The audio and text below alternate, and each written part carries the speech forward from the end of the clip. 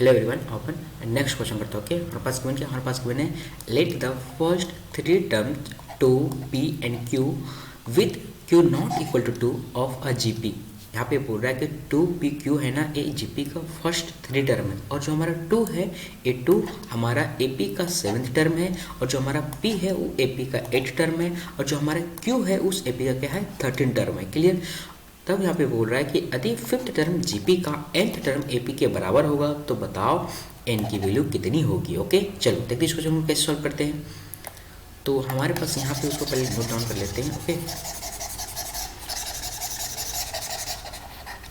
हमारे पास यहाँ पे बोल रहा है कि जो हमारे पास टू है, पी है और क्यू है, ये क्या है, फर्स्ट थ्री टर्म हमारे पास किसका है, जीपी का। ठीक है, आप यहाँ पे देख सकते हो कि यदि ये तीनों टर्म जीपी में है तो जीपी का फर्स्ट टर्म कितना है हमारे पास, जीपी का फर्स्ट टर्म हमारे पास कितना है, टू। तो अपन एज्यूम कर लेते हैं कि जीपी का जो कॉमन रेशियो है वो कितना है, हम लोग मान लेते हैं स्मॉल आर के बराबर है। ठीक है, और आपको पता है कि जीपी का जब हम लोग जनरल टर्म लिखते हैं कैसे लिखते हैं, हम लोग लिखते हैं ए इंटू आर की पावर एन माइनस वन। ठीक है, ओके। अब यहाँ पे देख सकते हो हमारा ये जीपी का सेकंड टर्म है, तो हम लोग सेकंड टर्म को कैसे लिखेंगे, फर्स्ट टर्म को यदि हम लोग कॉमन रेशियो से मल्टीप्लाई करते हैं तो हमारा सेकंड टर्म आता है, और फिर सेकंड टर्म को हम लोग कॉमन रेशियो से मल्टीप्लाई करेंगे हमारा थर्ड टर्म आ जाएगा। हमारे पास पी इक्वल टू क्या हो जाएगा, टू इंटू आर हो जाएगा। हमारे पास क्यू इक्वल टू कितना हो जाएगा, हमारे पास क्यू इक्वल टू हो जाएगा पी इंटू आर। पी का वैल्यू यहाँ से प्लग कर देते हैं तो बन जाएगा यहाँ पे q is equal to two r square. तो अपन के पास पी और क्यू का वैल्यू निकल गया। क्लियर। ओके, अब फर्दर हमारे पास गिवन क्या है, हमारे पास गिवन है जो T7 टर्म है हमारा AP का वो किसके बराबर है, T7 टर्म हमारे पास AP के बराबर है 2 के बराबर। ठीक है, और जो T8 टर्म है AP को किसके बराबर, T8 टर्म हमारे पास AP का है, हमारे पास P के बराबर, और हमारे पास T13 टर्म किसके बराबर, हमारा T13 टर्म है Q के बराबर। ठीक है, अपन क्या करते हैं, मान लेते हैं कि हमारे AP का लेट कर लेते हैं कि जो हमारा AP है उसका फर्स्ट टर्म हमारे पास कितना है, फर्स्ट टर्म मान लेते हैं स्मॉल ए है, और जो कॉमन डिफरेंस है उसको मान लेते हैं हम लोग स्मॉल डी। क्लियर। ओके, आदि ऐसा है। और आपको पता होगा कि एपी का जो जनरल टर्म लिखते हैं कैसे लिखते हैं, टी एन इक्वल टू हमारे पास A plus N minus one into D. Clear. अब इस कॉन्सेप्ट को यूज़ करते हैं तो हम लोग हमारे पास T7 इक्वल टू क्या हो जाएगा, बस हो जाएगा ए प्लस 6D इक्वल टू 2 हो जाएगा। हमारे पास T8 क्या हो जाएगा, ए प्लस 7D इक्वल टू कितना हो जाएगा, पी आएगा। ठीक है, और यहाँ पे T13 कितना हो जाएगा, हमारे पास हो जाएगा ए प्लस 12D इक्वल टू हो जाएगा क्यू। अपन क्या करते हैं, पी और क्यू का वैल्यू पुट करते हैं, कहाँ से आप देख सकते हो, यहाँ से इस पी की वैल्यू और इसकी की वैल्यू हम लोग वहाँ पे पुट करते हैं, तब देखते हैं हमारे पास क्या बनेगा। ठीक है, तो हमारे पास यहाँ पे बन जाएगा a plus 6D is equal to 2। Okay, और यहाँ हो जाएगा हमारे पास a plus 7D is equal to, just second, 2R,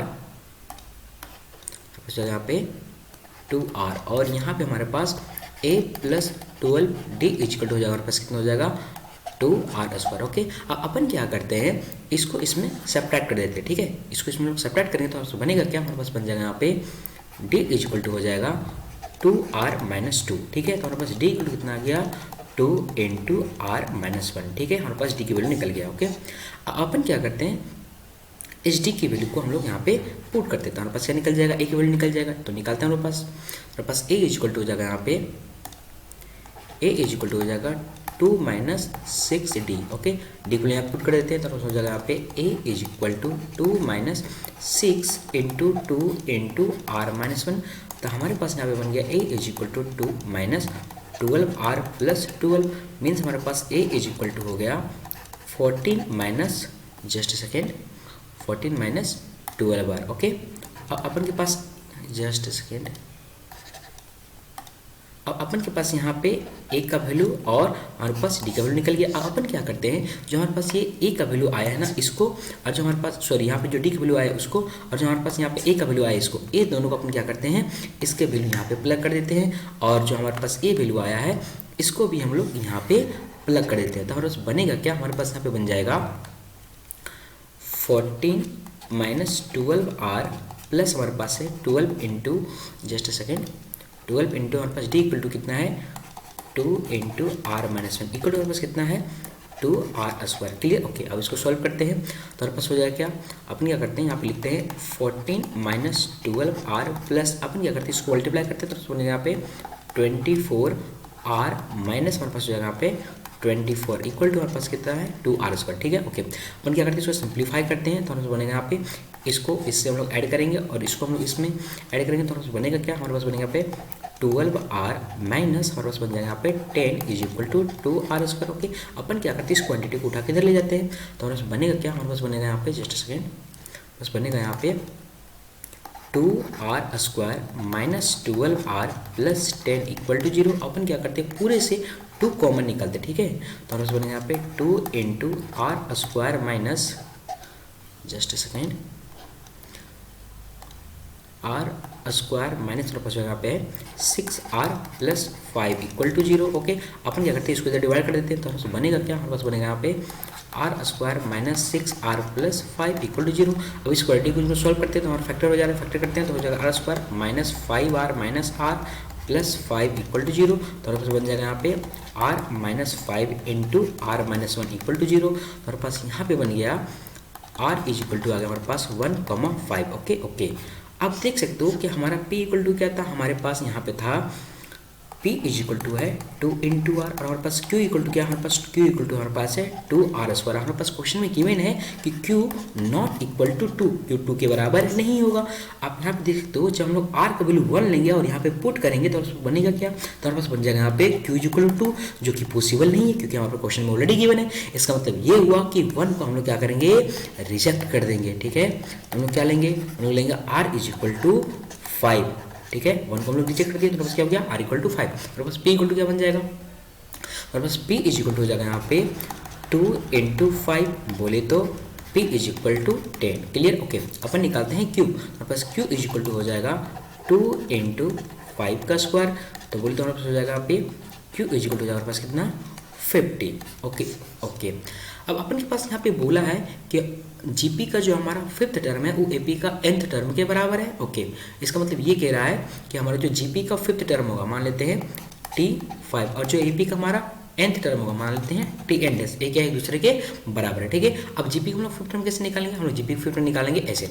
आपको जनरल टर्म पता है तो लिखेंगे ए मीन्स फर्स्ट हमारे पास जीपी कितना है, 2 है, तो हमारे पास हो जाएगा यहाँ पे 2 इंटू आर की पावर कितना है हमारे पास 4 इक्वल टू हमारे पास क्या होगा, एपी का nth टर्म क्या होगा हमारे पास होगा यहाँ पे a plus n minus 1 into D. Clear, okay. अपन क्या करते हैं यहाँ पे r की वैल्यू प्लग करते हैं तो हो जाएगा यहाँ पे 2 इंटू आर की वैल्यू कितना है 5 की power 4 is equal to a, हमारे पास कितना है यहाँ पे हम लोग a निकाल चुके हैं, कितना निकाले हम लोग, a इज इक्वल टू हमारे पास a है, ओके। और हमारे पास d इक्वल टू क्या है a, तो अपन क्या करते हैं a और d की वैल्यू निकालते हैं क्योंकि हम लोग को r की वैल्यू पता है, ठीक है। तो हमारे पास यहाँ पे a इज इक्वल टू है, लेट मी चेक, 14 माइनस 12 बार